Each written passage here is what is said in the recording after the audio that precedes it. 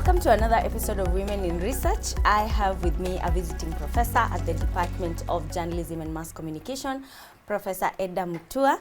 And of course, first drum rolls, woo! Then I will let her, give us her full introduction. Welcome, Prof. Oh, thank you, Nekesa. First and foremost, thank you so much for having me here. I am very honored to be here. I don't take it for granted to have this opportunity to interact with my people and to be at the place where it all began in my academic journey. Wow. I was a student here many years ago. I was in the 1988 class, graduating class. Wow. That's many years ago, but there are certain things that I will never forget that I learned from here, and I believe that the University of Nairobi is really the backbone of my academic journey. Thank you for having me here. Thank you to the Department of Communication and Journalism for having me as Carnegie African Diaspora Fellow. Okay. I am here for a fellowship for a month, but my employer in United States is St. Cloud State University in Minnesota, and that is where I have been teaching since 2005. So about 19, 20 years at the same institution. Wow. And I have never forgotten any day that I am Kenyan. I've never forgotten any day that I am a child of the University of Nairobi. And just again to be here, it's an honor. Wow. I can't wait to hear the details. I will definitely want to find out, more details about what you left, what you're seeing now, and the differences. But before we got to that, Professor Mutua clearly told me not to call her a researcher, to be very careful. So, of course, I want you to give us an explanation of why we should stay away from calling you a researcher and instead, just call you a scholar, tutor. Teacher scholar. Teacher scholar. Yes. Yeah. Nekesa. When we were talking, I told you, no, I am not a researcher. Is that okay? And you told me, of course, because, and why is that? First and foremost, the women that you have interviewed before me, my gosh, kudos to them. I'm so proud. I'm so proud of them. Just to see Kenyan women scientists do so well and focus on addressing local problems. I'm very proud of them. But let me get back to what it means, why I identify as a teacher scholar. So first and foremost, I teach in teaching what is categorized as a teaching school. I'm not in a research university in United States.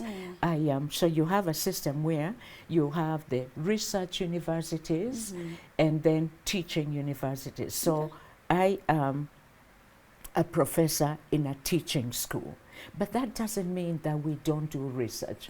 I do research, but first and foremost, my obligation is to the students and the classroom. And and of course, even what I teach, I haven't told you what I teach. So I teach intercultural communication, which is part of the broader discipline of communication. And we examine how we communicate across differences, whether those differences are based on the color of your skin, your culture, sexual identity, body size, disability, class, religion, or geographical location where you come from. So all these differences, how do we communicate? How do we make meaning out of our differences? That is what I teach. So my background as an African as a Kenyan helps a lot, because I am working in an environment that is very different from where I am. But of course, you study the theories and experience, then you join theory and experience and gain a very good understanding of what could possibly make communication across these differences possible. So my research in Africa, even in Minnesota, is I am interested in peace communication. So over here at home, I am very interested in studying the Amani Mashinani peace model in Eldoret. So just how our culture and combination of our religious views impact how we think about shared humanity. It doesn't matter whether you are Muslim, Catholic, or AIC, whatever you are, but peace is paramount for all of us. And our culture will dictate how we live peacefully. The Bible also dictates how we should live peacefully, or the Quran. So just that I find the intersection of all these different aspects so important in bringing that into a communication classroom to explain how we communicate peace in Africa, and also my experience in United States about whether it's about racism, classism, all those differences impact also how we understand the world. So I am here teaching, researching, and what I researching informing how I teach. So that is where I just say teacher, scholar, combining those two together. It's interesting because I was going to say what you're describing is research, according to me. Yes. But only, I'm glad you used the word yourself, research and teaching. Yes. So, Prof, you gave very powerful insights recently when you held this workshop, postgraduate research writing workshop. And maybe just share some of the insights and to give us a background of what informed some of those things that you talked about. The recording is also, we recorded the research writing workshop, so we'll share it later so that the people can connect the two. But just tell us some brief, how you ended up there. So what I did last week is to talk about African communication research, or generally communication research in Africa. And I addressed issues that are important to us to think about. For example, what do we research? Who is our audience and why should we do it? What is the motivation? Why? What are we doing in African communication research? How does it look like? What is that PhD student at the University of Nairobi, Department of Communication and Journalism? Why are they doing what they are doing? I am coming from this call to recenter African knowledge. For a very long time, our curriculum has been dominated by Western communication paradigms. And we've got to get to a point where we say, what about our own paradigms? What about our African perspectives? For a long time, look at the other area of interest I do work in is indigenous African communication and media systems. Wow. We have always communicated. True. Why aren't we focusing our research on our own systems? Is it worthwhile? We practically, every African has an idea of, even though we may not be able to to say you use it every day. But we, when we communicate to one another, there is respect. Before this recording began, I was interacting with students, and you could see this relational ontology where we are based on the relationships that we hold, whether I am the teacher or student or I'm older, they are treating me as an older person. That is African communication. It's not necessarily Western. And so what we are saying is African scholars all over on the continent and in the US, Canada, Europe, is that we need to recenter our knowledge. We don't live in a vacuum. We have our knowledge, and a way that we can do that is also reorient our research and our curriculum. That is where I was coming from.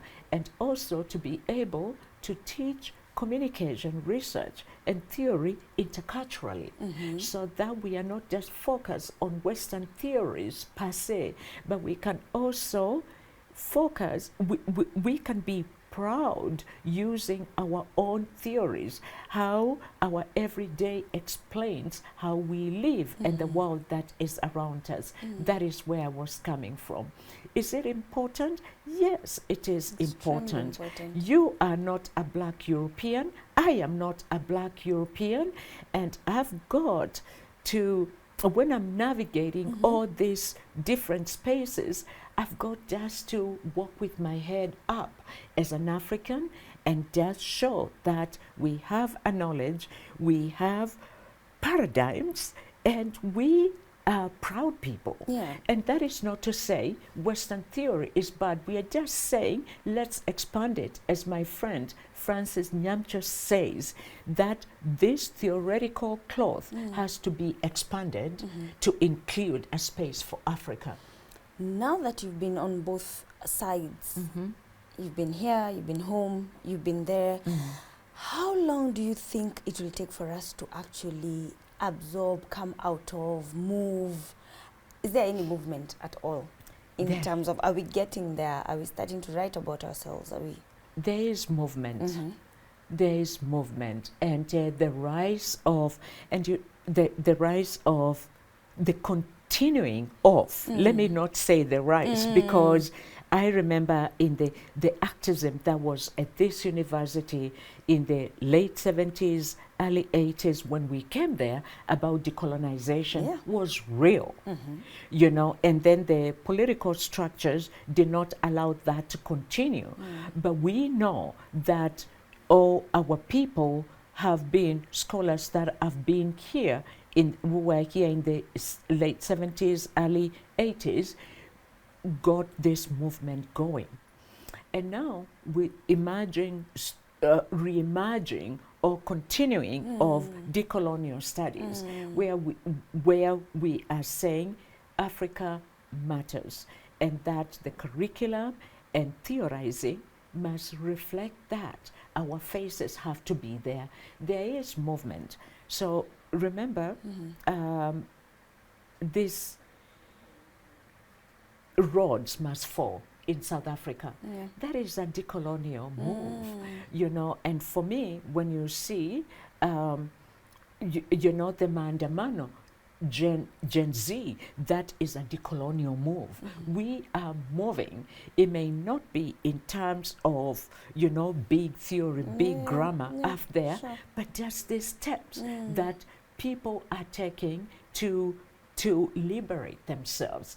That is what we are saying. The curriculum, when the students that I've been interacting with are talking about how their teachers tell them, they actually pointed out. One student told me that Dr. Ogutu is always telling them to write about their own stories, to feel proud about. That is a movement. But we've got to, reclaim our pride as African people. And once we have that and we can just run with it, we will be okay.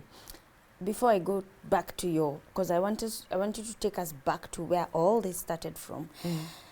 Final question in terms of let me just use the word speculation. Do you think the academic gatekeepers are having these conversations, are understanding, are in that space, or is it that a student will try, but on this other side, academic gatekeeper is like, this is wrong, this is not correct. I like that you bring this notion of academic gatekeeping, and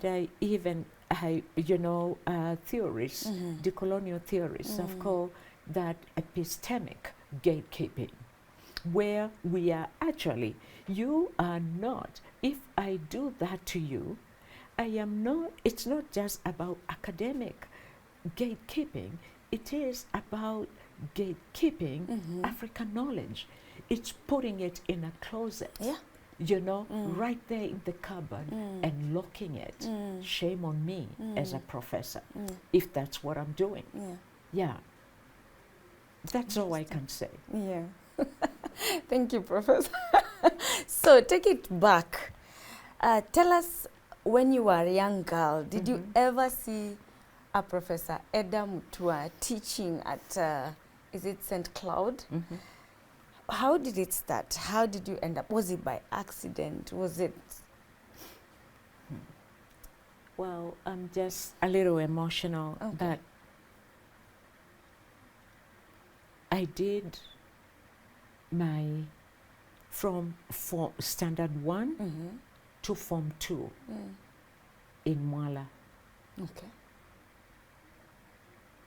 which is in Machakos County. And when I was growing up, I got a lot of support from my grandfather.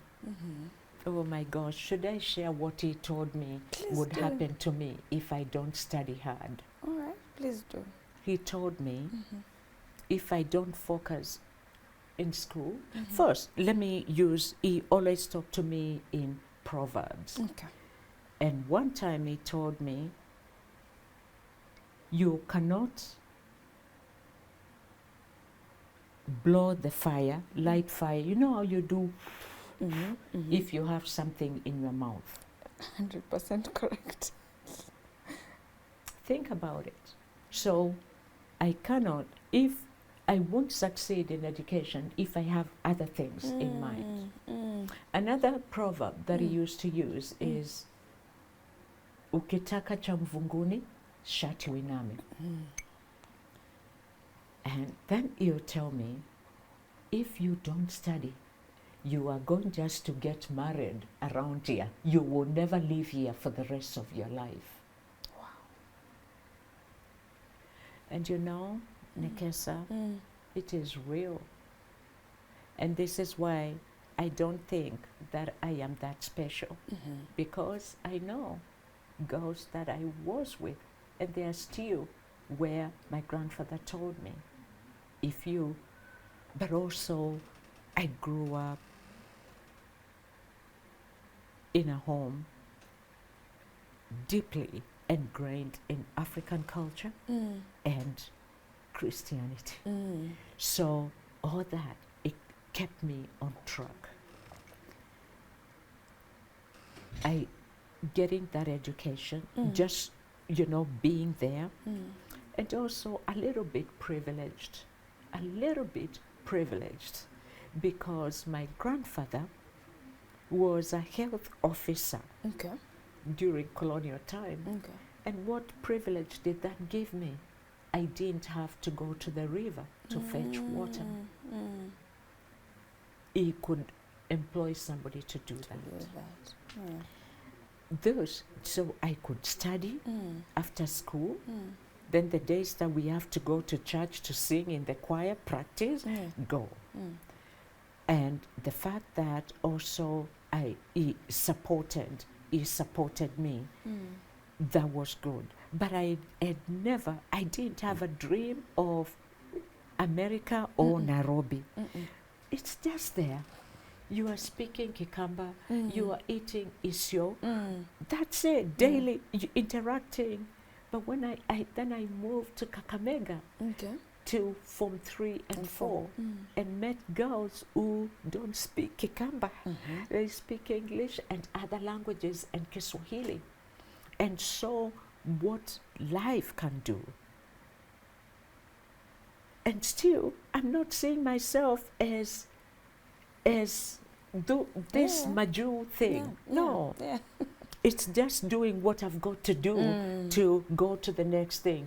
Now pass Form 4, all levels, because I can go to A levels. That was the focus at Kaimosi Girls. Wow. And we did well, and it happened. And I found myself just moving. Then at at Kangaroo School A levels, my desk mates used to call me because I would raise my hand or ask questions, and they used to call me Professor Mutua, so mutual. And then I realized maybe I can become a teacher. But it still didn't, and I just dismissed it. Then I went, after sixth form, what do? You go to teach as a UT. I went back to the village. My grandfather told me, you are staying here, you are going to teach. And then I realized, oh, maybe I can be a teacher. But I wasn't sure. I just wanted to go to the UON, you know. Results came, I was here. And then my grandfather did not like that. He wanted me to go to KU so that I can be a teacher. And I refused. I stayed at the UON. Then when I went to do my PhD at University of Wales, he asked me, by the way, what are you doing? Oh, that place where you are these days. How do you tell a grandpa in the village you are doing a PhD? What is a PhD? So I told him, oh, I am in a college at a university where I'm training to be a university teacher. Yeah, I told you, I knew you'll be a teacher.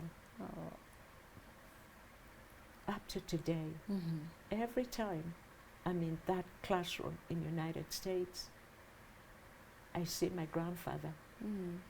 Because he told me, I knew you'd be a teacher. When I get good evaluations, when good things happen to me, I know it's him. He saw it. I had never seen it in myself. And what is the moral of this story? When people tell you, Nekesa, I see a teacher in you. Agree, I see a leader in you. Embrace it. Thank you. Because you can't see yourself. You can't see the back of your neck. I was told there's a Kinyarwanda saying, that saying you can't see the back of your neck. Let other people see it for you. That is, I had never seen. I took so long to tell you that story of how I got up there. But I did know somebody saw it. And we have to be able to see good things in others and embrace it. And thanks for sharing. Thank you so much for sharing your story with us. Maybe just to ask, because from the stories that I've heard from other people like you who've sat there, they've told us of hindrances and blocks, and after you enter the system, are there challenges that you encountered now that you are slightly on a different system? So going through your PhD, what are some of the issues that you can say, okay, there was a hurdle here, I had to jump it. There was a hurdle here, I had to jump it. What does your growth look like? So, I did my PhD long time ago. And I was very lucky to have a full scholarship. Oh, wow. So I did not have to struggle financially, as it is the case today. My business was to study and do the best that I could. I was very lucky to have a good supervisor. I remember when I went there, the I did some homework. I went in February 1996. And so summertime was June. And you know, whatever I did for those 3 months before the summer break, the feedback that I got back from my professor, okay, you go for your summer and come back ready to be a PhD student. This is not PhD work. That's what my professor told me. And I thought about it, and it is okay. I told myself, I'm here and I've got to do it. You know, when your supervisor tells you something, think about it and try to find out what you are missing, because we are there to learn. I overcame that, and I was conscious that I don't know everything. Even up to today, I tell my students that I know a lot of things, but I also do not know a lot of things. That is one thing that we have to go.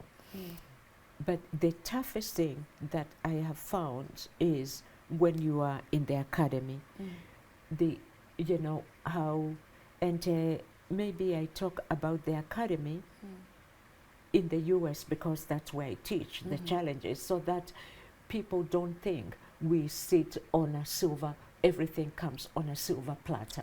It doesn't come. So when you join, you start off as assistant professor tenure track, meaning that you have to do 5 to 6 years so that you get permanent, you become permanent. It's those 5 years, it's not a joke. Student, you've got to have good student evaluation. Your colleagues, you don't know what they are thinking. So you are, I didn't go to school in United States, so that's a problem. I had to adjust to that system. Black, female, and with an accent. That is a big deal in United States. And you are always being sized up, whether you know enough. And you'll find you are working 3 or 4 times harder to prove yourself. To prove yourself, not in an arrogant manner, but it's just that thing of, man, I know as much as you do. All these other things about my gender, the color of my skin, the way I talk shouldn't really come in the way. Just look at my work. And so it is not easy. There are students who will say, I'm sorry, I don't understand what you are saying. Or they'll say, oh, she has such a thick accent, we don't understand what she says. Oh, she's not organized. Oh, all kinds of things. And that is very hurtful, Nekesa. When you know every day you are working so hard, you have a background where you have been raised up to be respectful and to respect others. And here you are being treated so poorly by 18-year-olds. Can imagine. That is very hurtful. But on the other hand, too, you enjoy, you know, so how do I respond to that? It's how I position myself in the classroom. You know, before I would give this resume, oh, I'm Dr. Eddah Mutua, I went to school here, I went to school there, I did this, I am published, you know. Trying to, you know, keep to up. make them. And then it got to a point where I just walk in the classroom and say, are you in the right class? Oh yeah, what is my name? And they say, oh, Dr. Mutua, Professor Mutua. I say, good, let's learn now. You know, and so that yo-yoing, where you feel sometimes as if you are walking on eggshells.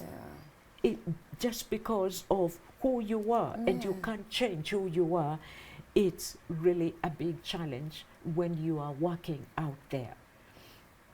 You still find people of goodwill. You will find students that will be on your corner, who will value you and who will defend you at any length. I'll tell you a story. One time in my Africa class, there are these two boys who used to come to class late. And I would say, don't, because, and I would tell you, when I'm teaching and thinking deeply, I don't want students walking in class late because then I lose my thought and I'm thinking very hard. And when you are there is when you realize that English is not your first language. So you are picking your words carefully so that students understand.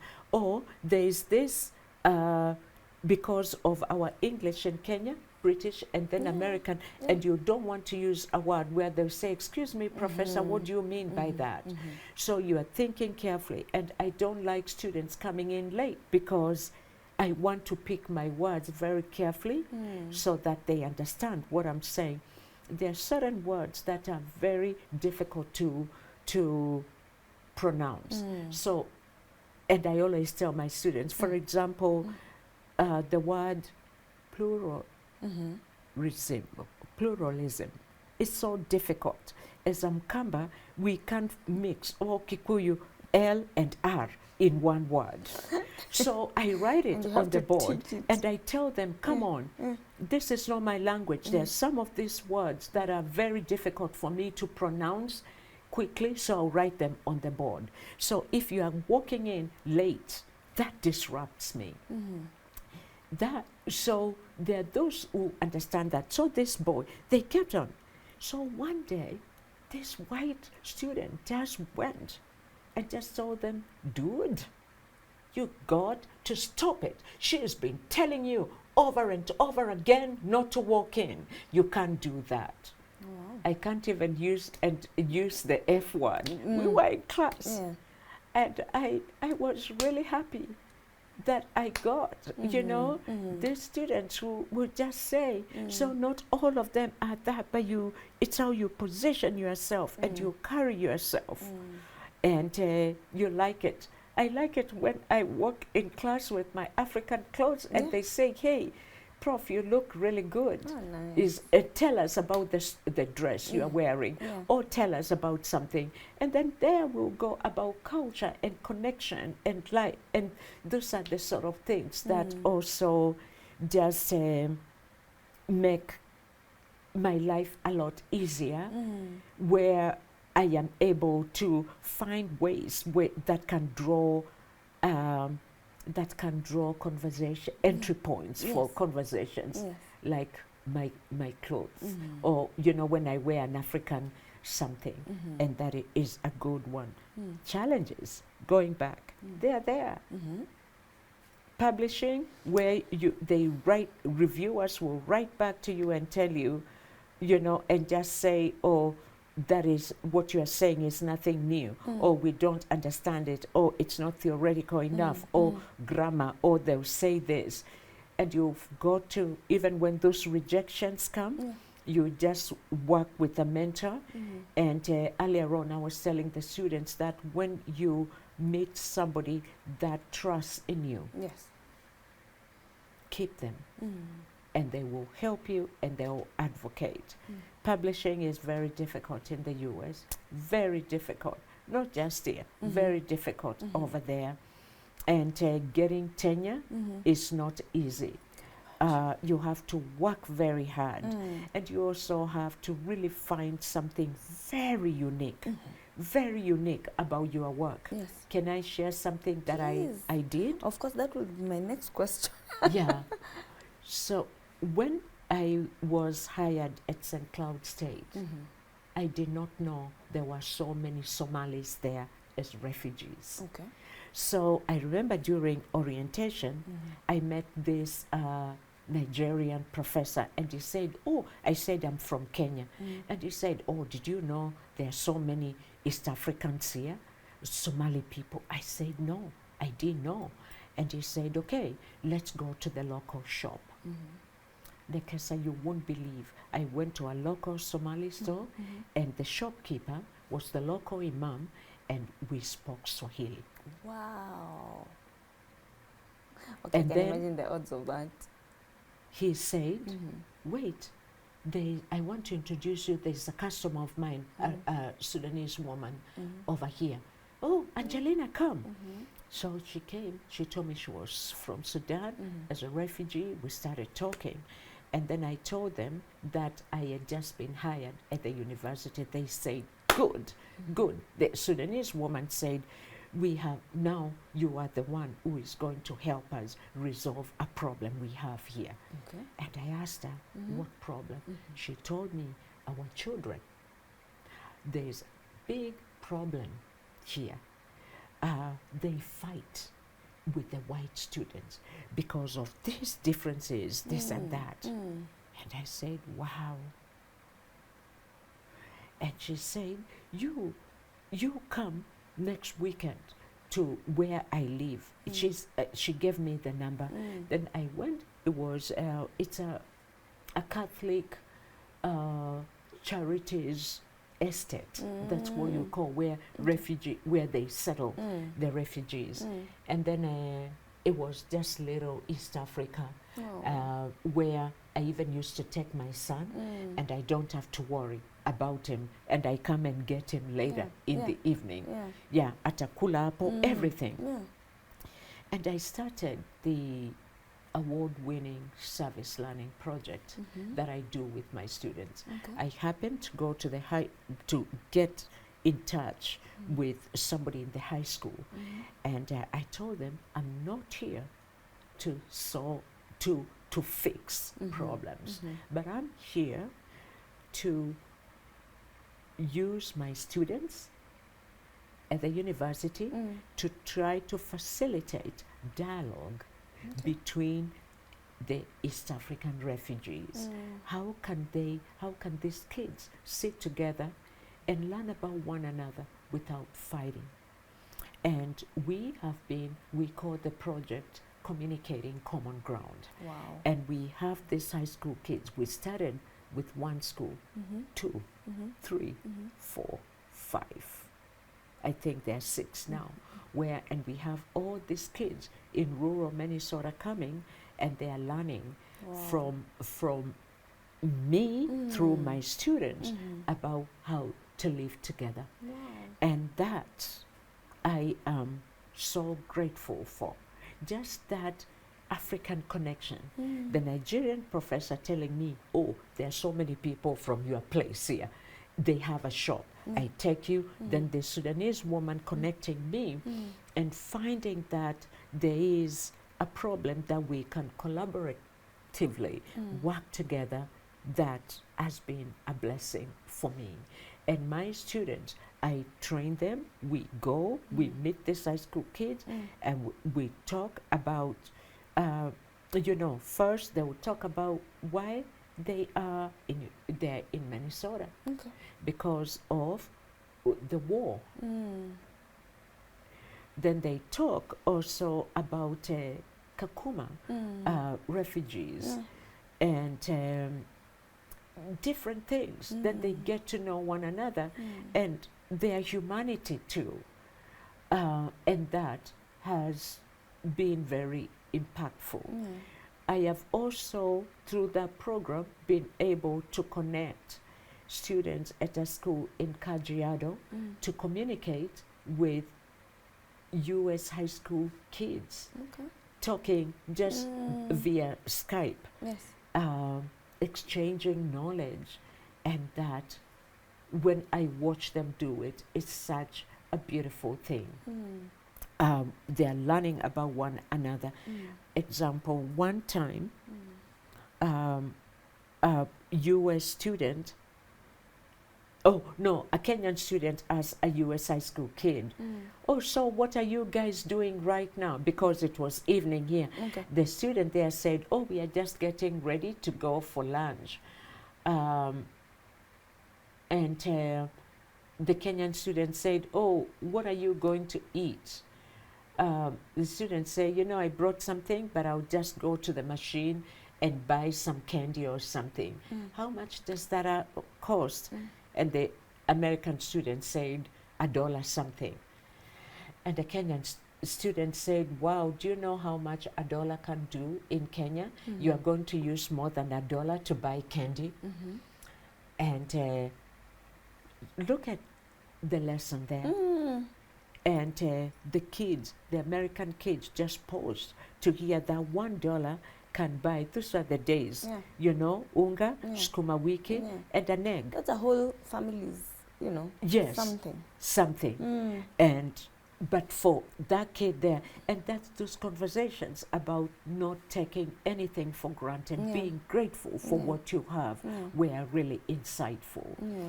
Thank you, Prof. I mean, it's a lot, and I'm picturing it. Trust me, I'm in Minnesota. I've gone to those shops. You're a good storyteller. I didn't even tell you what they are in there. I never leave Kenya with Royco, Ketepa, all those things. Naingia too, and I just even, everything is just right there. It's the smell that just reminds you of home. Simbambili, everything is there. I don't even carry anything. That's your plug. If you're watching from Minnesota, that's your plug. Prof, tell us how you navigated family life and academia. So you're pushing your goals. You know, you have this PhD that you're following. You have this employment that you want to be given permanent. When do you settle? Yes. You left here as a young girl. Not a young girl. I was already a mom. Oh, by the time you left Kenya? Yeah, when I went to do my PhD. Okay. I'm so glad you asked this because you give me an opportunity to talk about my son. So my son, when I left here when he was 1 year old. And when I was at the University of Wales, he started nursery school, you know. And then one day, when he was, after his second birthday, 2.5, his teacher called me. No, I went to pick him from school, and the teacher told me, and I want to tell you something, but it will be usinichukue vibaya. And I said, Guy, what is it? He said, there's something wrong with the kid. I want you to go to the doctor for them to check. I knew my kid was not talking compared to my sister's kids. But when I would call my mom will always say, even you talk so slowly, you never talked. Let him. He will talk at his own pace. God bless our African mothers. Yes. Then she told me, this is what I noticed. When they are playing with their coloring or they are playing with crayons, he doesn't hold it. He holds it like this. And even when they are playing with blocks, he doesn't do them the way. When they go out to do the tricycle, he doesn't, what do you call that? The rowing? Yes, he drags his feet. And when he walks, sometimes he hits the wall. And I noticed that, but I thought it's just the way kids. So we went anyway, and they checked him, and of course they found, you know, all the tests and continuing. Then we had to go to the US, that he had what you call cognitive developmental delay. And so that I had, it connected back to difficult birth. And I remember even coming back, I came back and I went to see his doctor in Eldoret. And the doctor told me, Eddah, you can't tell a child's development until they are about 2 or 3 years, 2 years. So even at birth, he was okay.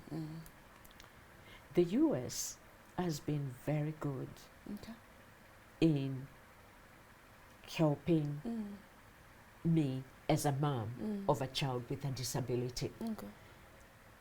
And what I have seen teachers do for him, that has impacted how I teach and how I conduct myself in the world, where I don't take things for granted, where when I teach, I use different approaches in the classroom. When a student comes and tells me, Professor Mutua, I'm a slow learner, I don't understand, I am able to find different ways to accommodate them. Okay. Because I know I have seen them do it for my son. He is highly functioning. Okay. We are very lucky out there in that sense. And I'm also reminded that I'm not special. I'm always thinking about that mother in Kenya who doesn't have the opportunities that a mother with a special needs child has over there. So I'm ever grateful, and I use that opportunity to do well in my classroom. One thing that I guess I have to tell you this, it's also impacted how I talk. Okay. Yeah. We like to brag a lot about, oh, my child is an A student.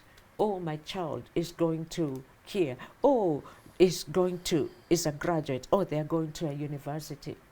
There is a mother. If you're your child, if you are that blessed as a parent, you should be grateful. You didn't do anything that another mother with a special kid didn't do. And so even when we are bragging too much, let's have grace. Don't, and I tell even people in United States, you can talk about how you are going to check to college, and bragging out your child is an A, straight A student.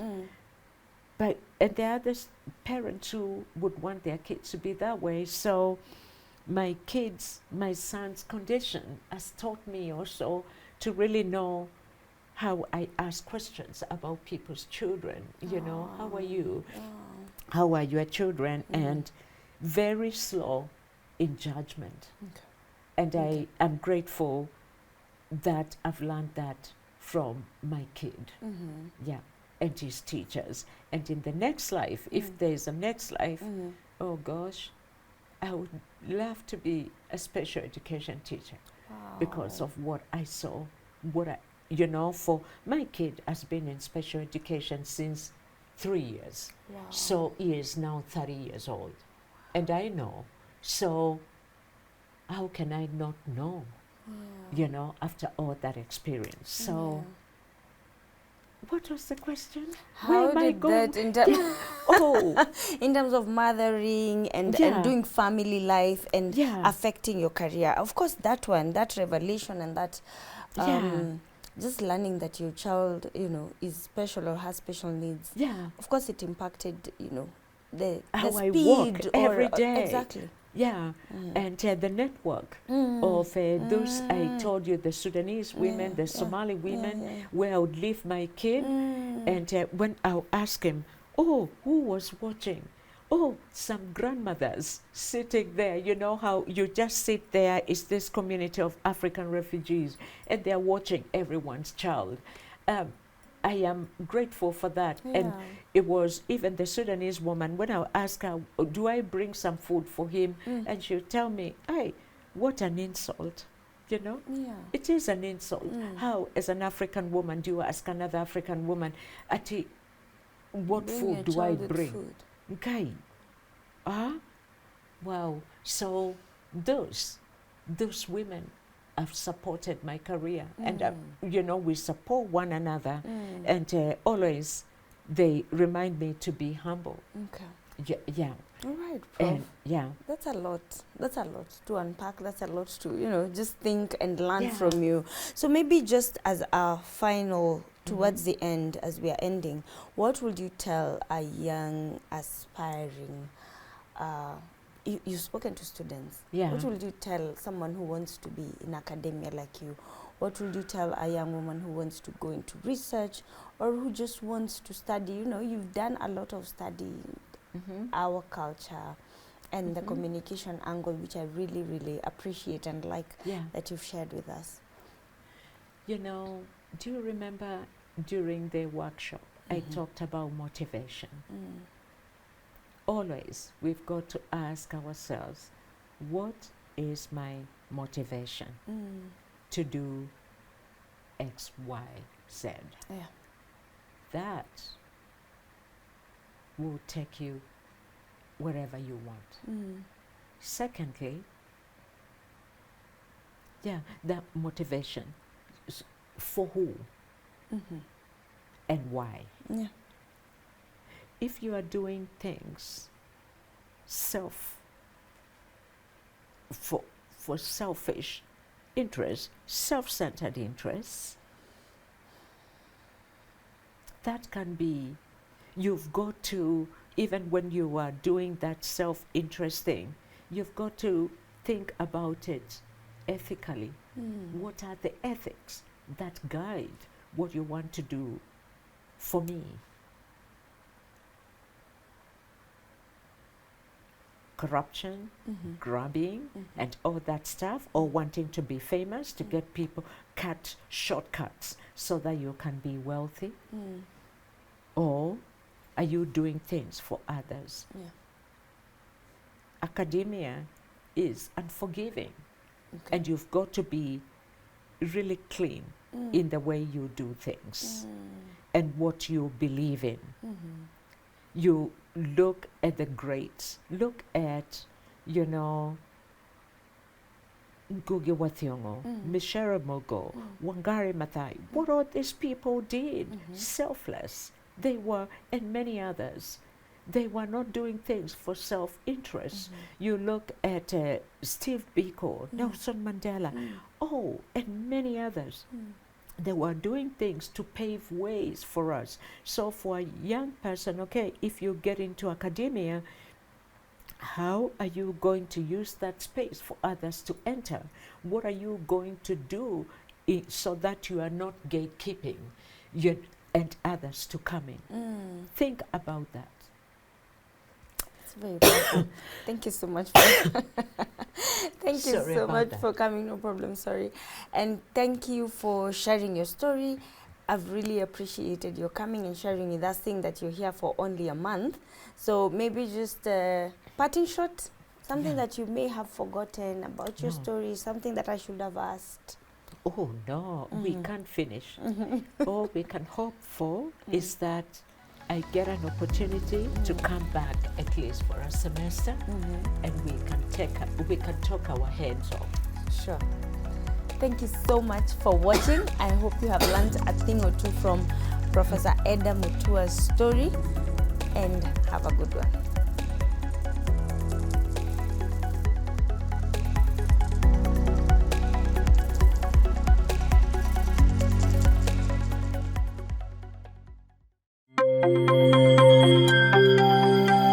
UNC TV, empowering you.